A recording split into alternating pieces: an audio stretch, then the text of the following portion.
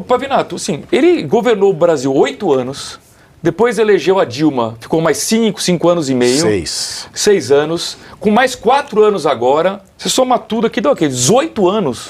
É muito tempo. Precisa mais do que isso? Mas é que é tudo que é feito com amor, demora, tem as preliminares. Né? Agora a pergunta é, escolinha do professor Raimundo, se você já deixou o seu like aí, então meta o dedo no like, pelo amor de Deus, eu não aguento mais pedir este like.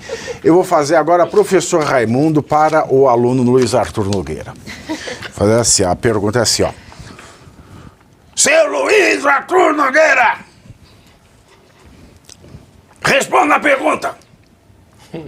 Se o Brasil caiu 2 posições e é o 62º colocado no ranking de competitividade global da Escola de Negócios da Suíça, e o Brasil com isso está na frente apenas do Peru, seu Peru não é você, da Nigéria, de Gana, da Argentina e da Venezuela, numa lista que é liderada por Singapura. Esse no ano passado, já com Lula na presidência, o Brasil já tinha perdido 1 posição no ranking. Eu lhe pergunto, a pipa do vovô não sobe mais? Pelo caminhar só vai cair essa pipa, né? A pipa da competitividade. Isso é fruto de toda a ignorância econômica do atual governo, da falta de um plano estratégico, de gerar um país mais competitivo, com mais produtividade. Aliás, recentemente saiu uma pesquisa mostrando que a produtividade do brasileiro é 1/4 da produtividade do americano. Ou seja, a gente está num navio totalmente sem rumo. O Brasil, nos rankings internacionais, sempre está nas piores posições. Quando você fala aqui, Pavinato, que a gente está na frente da Venezuela, está na frente da Argentina, Nigéria, Gana e o Peru, a gente não está na frente de ninguém na prática, né? A gente está em último lugar, essa que é a verdade. Isso é homofóbico, porque eu sou alguém. Eu levei alguém para a Irmandade, seu Peru. Que bonito esse índio, sem Bruno Musa. Lindo, né? Mas quando você fala que Como é que a Faria Lima pede investimento para os outros? Vamos investir, porque o Brasil... Como é que se pede investimento então, hoje? Deixa eu só colocar uns dados interessantes a mais aqui sobre isso, e aí eu já respondo isso. Também queria fazer um complemento daquilo que você falou, se me permitirem aqui 2 minutinhos.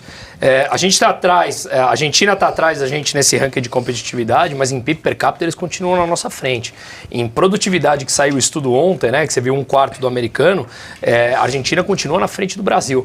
Então o que acontece? Basicamente a produtividade é o quanto um brasileiro produz por hora, em dólar. Né? Você precisa de 1 americano para o que 4 brasileiros produzem. Você precisa... no geral, né? Você joga por hora, por ano. Você precisa de 1 suíço para o que 5 brasileiros produzem. Então vamos comparar aqui perto. Você precisa de 1 brasileiro para o que 2 chilenos produzem. 3 coreanos do sul. 1 coreano do sul para 3 brasileiros, sendo que no começo da década de 80 a produtividade do Brasil era maior do que da Coreia do Sul. Saiu esse dado em que a produtividade brasileira de 2010 a 2013 subiu 0,3%, puxado pelo agro. Produtividade do agro. Por quê? Porque o agro é fascista, escraviza todo mundo e é produtivo, não pode. 1/3 do PIB brasileiro vem de serviços. Serviço de 2010 a 2023, em 13 anos, a produtividade do serviço ficou menos 0,3%. Ou seja, a produtividade do Brasil, quando cada vez nasce menos pessoas, você vai precisar ter o crescimento embasado em produtividade. Só que as pessoas, cada vez você tem mais pessoas estudando, só que nós temos ainda 30% da população como analfabeto funcional, segundo o IBGE, que eu fiz um vídeo sobre isso, então eu estou com os dados na ponta da língua. Com 30% analfabeto funcional no mundo de inteligência artificial, onde você precisa de produtividade e, com todo respeito aos primatas, o primata Lula continua falando que inteligência artificial, ele não aguenta mais ouvir falar sobre isso, qual é o caminho que esse Brasil vai andar, né? Pelo amor de Deus. E aí, só para... quando você falou lá dos nórdicos, que obviamente eu concordo com você nos dados, eu estudei bastante lá, porque eu acho que eles têm um modelo de tributação que obviamente é melhor que o nosso, mas quando nós trazemos para o debate, isso é uma mera opinião pessoal, tá? Quando nós trazemos para o debate o ponto que nós aceitamos ser tributados 60%, 70% da nossa renda em troca de ter os serviços prestados pelo Estado, eu acho um erro. Eu não aceito. Porque eu não quero isso. Não, eu quero porque eu sei que o Estado não vai prestar para nada. Exato. Ou a gente vai pagar caro. Eu defendo privatização. A única coisa que a gente precisa entender é que tem país que arrecada proporcionalmente ao PIB como a gente. Mas a gente nunca consegue chegar no número se esse dado é caro. Então, por exemplo, a gente vê que no Brasil o aluno do ensino básico custa $5.500 por ano, são quase R$30 mil. Se você divide por 12, dá, sei lá, uma escola de R$2.500. Se você devolve esse dinheiro para a população, o pai escolhe uma escola privada de muito melhor qualidade do que uma escola. É lógico.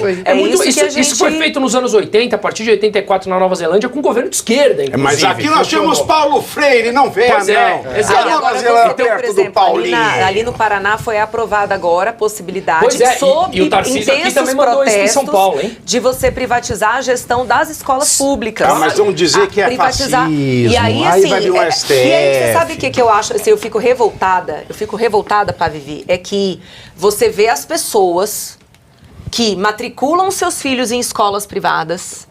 Obviamente, os políticos todos têm os seus filhos em escolas privadas, dizendo que é um absurdo privatizar a gestão da escola pública. Mas é um parâmetro. Há uma certa conciliação. Porque eles mantêm os próprios filhos em escolas privadas e dão para o povo privadas de escola. Pois é. Mas vai tudo em linha com o que ele falou. A gente precisa parar de se espantar com isso. É isso que eles querem.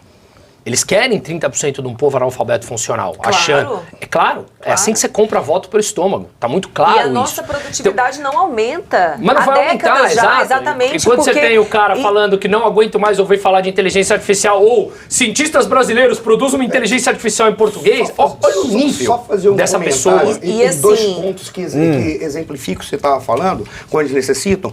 Logo que Sua Excelência, o atual presidente da República, assumiu o poder, qual foi a preocupação dele? Eu não gosto de chamar ele de Sua Excelência. Nós vamos ter que quebrar. Nós vamos ter que passar por cima dos manuais. Não. Manual de redação. Não, mas eu prefiro continuar o manual porque... Não, mas ele mandou. Sua Excelência mandou. Eu não falo isso para reverenciá-lo. Eu falo isso para dizer que eu não quero nenhuma intimidade com este senhor. Depois eu posso contar uma história que exemplifica muito bem. Mas a primeira coisa que tem...